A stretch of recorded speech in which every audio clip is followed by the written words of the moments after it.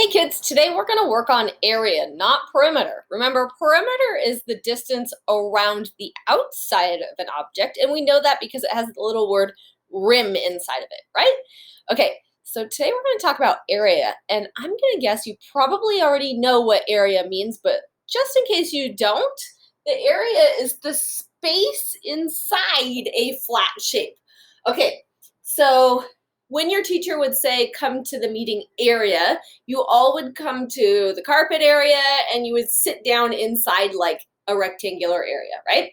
And you can see here, I have a rectangle drawn and we're gonna look at for area inside the rectangle, right? So you probably already even know how many squares are inside and you probably didn't even have to count, right? Because you probably know that it's a 5, let's call it inch, by 3 inch. And you probably knew that there were 3 rows of 5, so obviously there are 15 squares, right? Now, there's something special that we have to do for area. We have to mark down that they are made in square units. So it doesn't matter if we were measuring in inches or feet or anything like that. We're always measuring in squares. See how the little squares are there inside? So I would say for this, my area can be found by multiplying the 5 and the 3 together.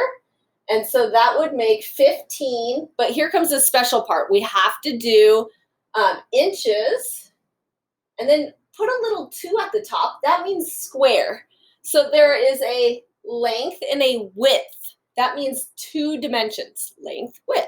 And if you put a 3 there, it would mean it's no longer flat. It's 3D, just like in the movies, right? So we have to put a little 2 there.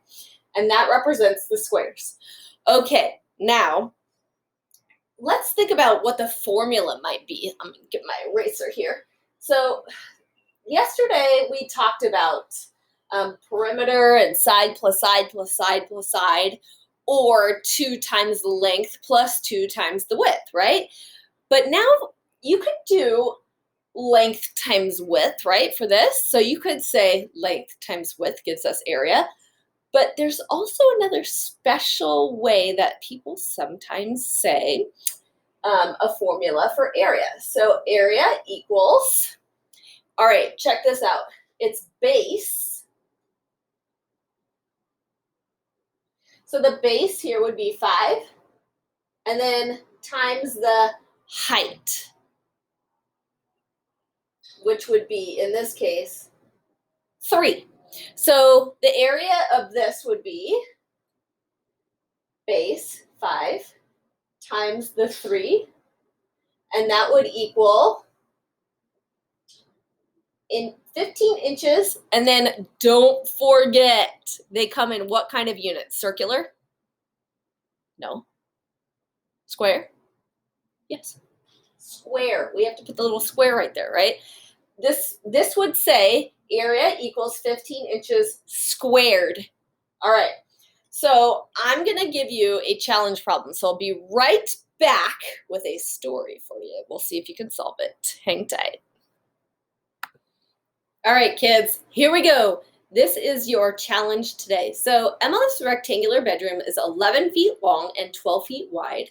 So just imagine a rectangular bedroom, right? And it has an attached closet that is 4 feet by 5 feet. All right, so we want to know how many square feet of carpet does Emma need to cover the bedroom and the closet? So 1, what would that look like in a drawing? And 2, could you write a formula for that? All right, I'll check in with your teachers and see what you came up with. Check in with them too, and I'll see you next time. Bye.